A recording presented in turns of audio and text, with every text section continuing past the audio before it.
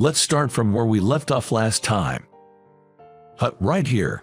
Before I knew it, she came up behind me, taking the coffee cup from my hand, and looked at me with moist eyes. My heart raced. Everything that had happened with her, it all started that night. Robert Thompson. Just as I was about to sit on the waiting room couch, my name was called. The voice sounded somewhat curt. Was it because I was late for my scheduled time? It's not like I wanted to be late. I told them in advance I'd leave on time because I had a dentist appointment, but my manager, Amy, held me back. She always does this on purpose. Darn that female boss, Amy. I rushed into the examination room, where the dentist was impatiently looking at my X-ray. It's not a cavity. It's not. While sitting on the examination chair, I blurted out in surprise. The pain in your tooth is due to clenching. It's not just grinding your teeth while you sleep, but you are constantly clenching your teeth unconsciously. Are you under any stress at work or something? He hit the nail on the head. I'll give you some painkillers again, but be aware and try not to clench your teeth. I was stunned. So, when humans feel stressed, they have a habit of clenching their teeth, and clenching them constantly can cause them to ache. Most of my stress comes from my female boss, Amy. After all, she has the mentality that a subordinate's success is her success, but their failures are their own. She throws a fit if things don't go her way, and she constantly nitpicks. She has a knack for making snide remarks to subordinates she doesn't like. The fact that my toothache might be because of the boss. The dentist's office was on the 3rd floor of a 27-story mixed-use building located nearby my office. I finished my checkup just after 7:30 in the evening. I waited for the elevator, planning to eat dinner in the underground food court. Unusually, there was no one else around. When the descending elevator arrived, "Is the first floor okay for you?" I wanted to say basement floor, but what came out was a simple yes. She probably works for a company located in this building. We had shared the elevator a few times before. She's a stunning beauty. I mean, drop-dead gorgeous. She always stands by the control panel, holding the open button for everyone to get on and off, then quickly presses the close button before exiting. I had secretly nicknamed her Elevator Lady, and always looked forward to catching a glimpse of her in the elevator. But I never expected to run into her after my dentist appointment, and to have a moment alone with her. I found myself wishing the elevator would just stop for some reason, when suddenly, I felt a strong jolt from below. It's an earthquake. The elevator has actually stopped. The lights went out, and the emergency lights turned on. At the same time, my right arm was suddenly yanked tight. She, in her shock, had grabbed onto my bicep with both her hands. I was frozen, unable to move, just standing there. It felt like a long time. But in reality, it was only a few seconds, maybe several. Then, the elevator began moving again, stopping at the nearest floor, and the doors opened. "It's okay now, let's get out." She quickly let go of my arm. Then, blushing, she said, "Oh, I'm sorry," and gave a nod. We both exited the elevator side by side. She nodded again and began to walk away. "Excuse me." Before I could think, I had called out to her. She stopped and looked back at me, and I said, If you'd like, maybe we could grab a meal together." She looked puzzled and tilted her head. "You know, since we both got scared, but I guess that's a bit forward, isn't it?" I felt like I was about to burst into flames. I've never tried picking up anyone before. "Do you think the restaurants are still open after that quake?" And so, we headed to the underground food court. The places were still operating as usual. Wanting to impress, I chose an upscale-looking sushi restaurant. "I'm sorry about earlier." "Hut, for what?" "For grabbing onto your arm." Don't worry about it. It's not a big deal. She continued, a little shyly, with a smile on her face. It's been a while since I did that. I used to do it all the time as a kid. I would just cling onto anyone without thinking, but when I was 6 or 7, I'd get separated from my parents at a fair. I thought I was holding onto my dad's pants in the crowd, but it turned out to be a stranger. So, you got lost because of that? When I asked, she replied, yes, it was a college-aged guy. He took me to a lost children's area and stayed with me until my parents came. I clung to his arm the whole time. I started to say, you must have been, but I caught my words, hinting that she must have been adorable. My dad scolded me a lot afterward. He said grabbing people's arms like that is a sign of being spoiled. Don't rely on others. Stand on your own 2 feet, he told me, and that's when I tried to break the habit of clinging to people. So, was today the first time since then? Curious, I asked, and she playfully responded, who knows, but anyway, I'm glad I wasn't alone, and she smiled warmly. After that, the conversation drifted to a recent visit to the dentist because of a toothache that wasn't a cavity. We also talked about how our work stress must definitely be because of our bosses. Before I realized it, I was talking more than I usually did. It's not just my current boss. Ever since I was born, there's always been a woman in a position above me. My sisters are 5 and 3 years older than me, and throughout elementary, middle, and high school, all my teachers were women. Even at my part-time jobs, all my bosses have been women. Are you afraid of women or something? No, I don't see it that way. It's just that. Just what? Back in my school days, I had this female friend. She'd often invite me out to drink and stuff. I'd get my hopes up, thinking something might happen, but in the end, she'd say something like, "You are just a safe bet to me." She listened to my lighthearted story with a smile on her face. Every once in a while, she'd brush her hair behind her ear with her right hand. I noticed a small mole on the back of her hand, right around where the base of her thumb is. "Are you sure you're okay with it?" She had suggested splitting the bill, but I declined, saying, "I was the one who invited you." We had forgotten to even exchange names. I couldn't tell her that I'd seen her around before. "Thank you so much for today, and for treating me to dinner." "No problem. Thank you too." She walked toward the train station, looking back and waving 2 or 3 times. Each time, I wanted to call out to her. I wanted to stop her and exchange contact details. But I thought, maybe I'd be bothering her or she might reject me. With those thoughts, I couldn't muster the courage to speak up. Waving back was all I could manage. Anyway, I'll see her again in the elevator like always. That's what I reassured myself with internally. And as I watched her leave, I realized I was clenching my teeth. Simultaneously, the words of my dentist echoed in my mind. Be conscious not to clench your teeth. From then on, with a strong desire to meet her again, I'd find reasons to slip out of work and head to that building next to our office. But for some reason, I never bumped into her in the elevator again. Then, one day, "Hey, Robert." While I was working on an urgent task at my desk, I was called by the laid-back voice of Amy. When I reached her office, "You're being transferred to our subsidiary."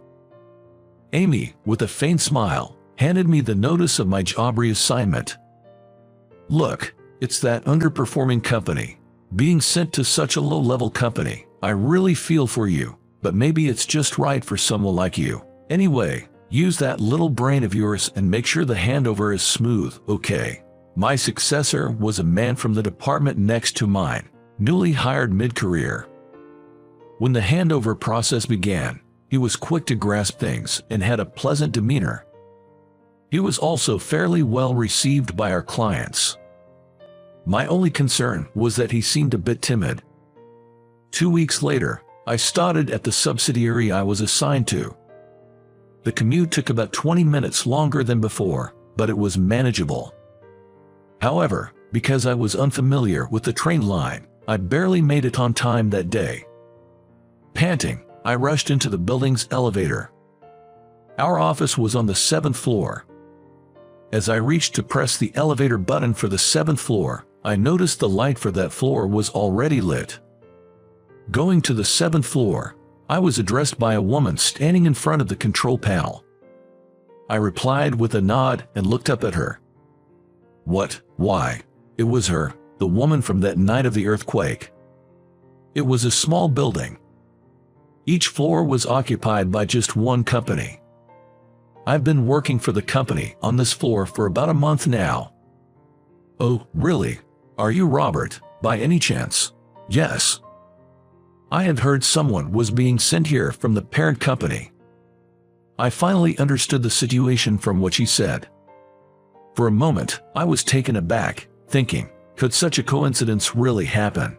I'm Emily, the head of Sales Division 1, Team 3 at your new assignment. Unbelievable. She was my new boss. I later found out that the company I was transferred to had business dealings with the company she had worked for until a month ago. Her previous company was a small one, just a tad bigger than a sole proprietorship. The owner of that company had gotten old and decided to shut it down. So, my new company recognized her talents and recruited her. After you. When the elevator reached the 7th floor, she pressed the close button and motioned for me to exit first. Feeling a bit embarrassed, I caught her giving me a warm smile. Thus began my new chapter in life, but our relationship remained strictly professional. Then, one day, she uncharacteristically raised her voice on the phone, saying things like, "That's why it's impossible.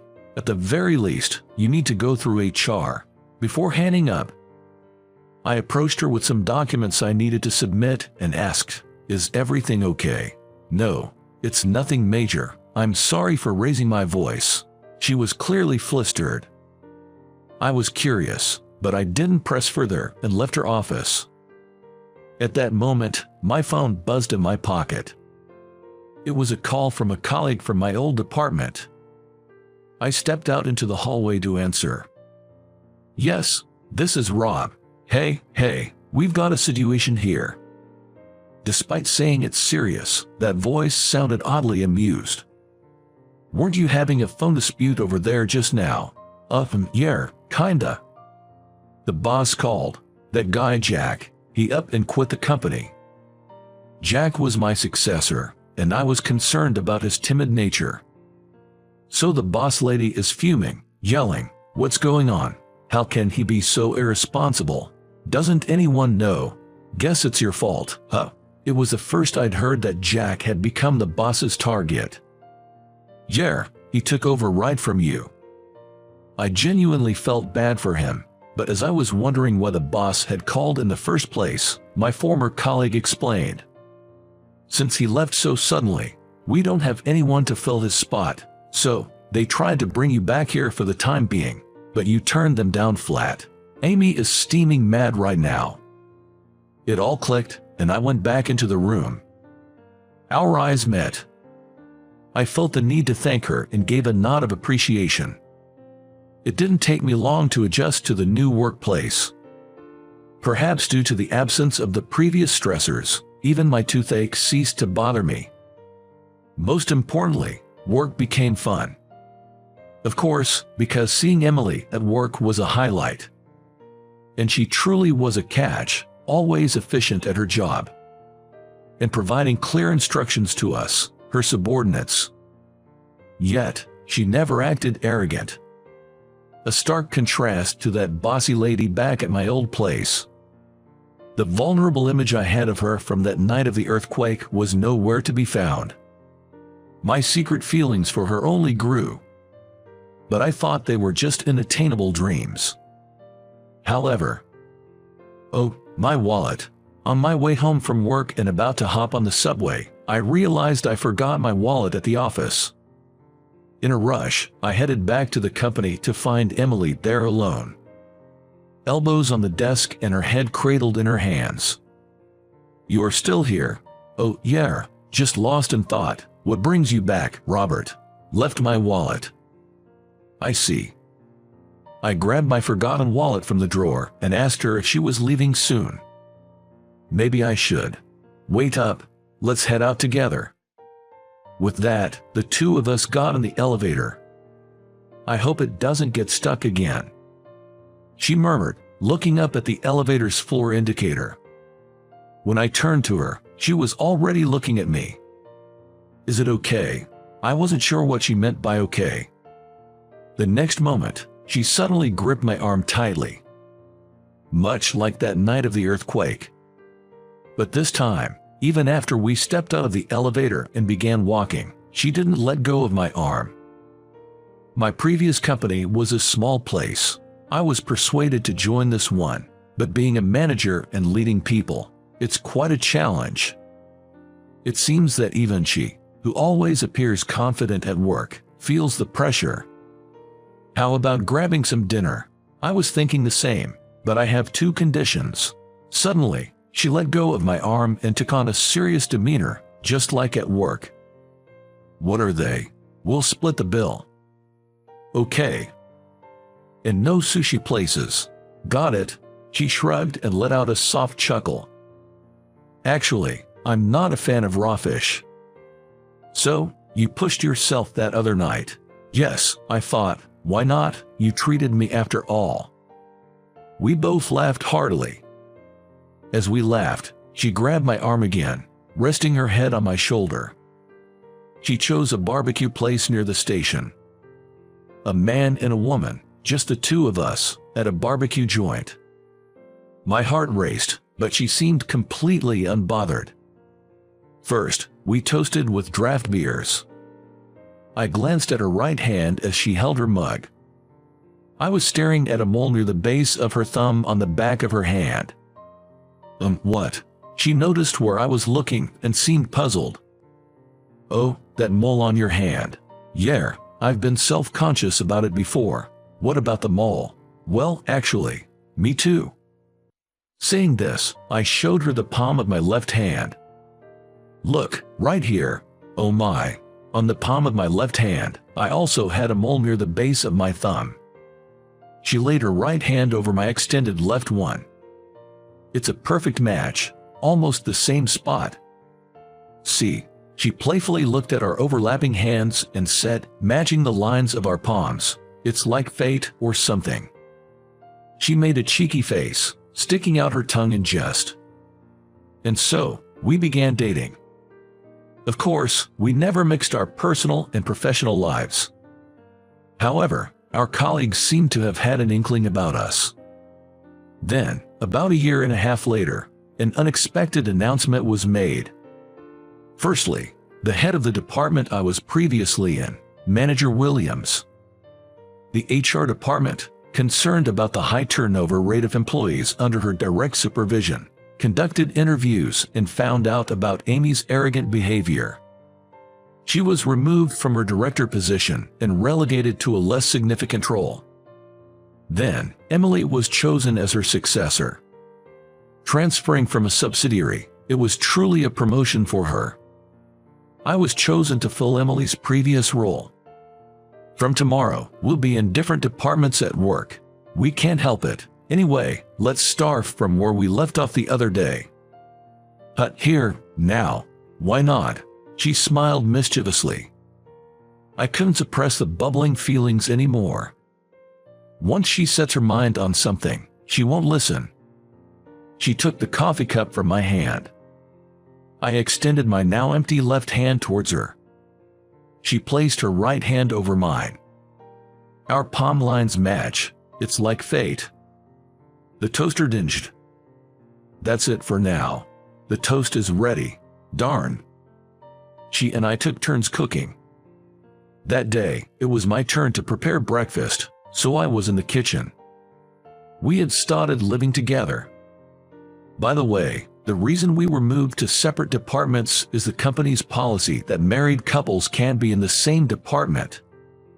Yes. We were newlyweds, fresh into our marriage. Let's continue from where we left off. Come on, let's. My beloved Emily was repeatedly trying to get my attention.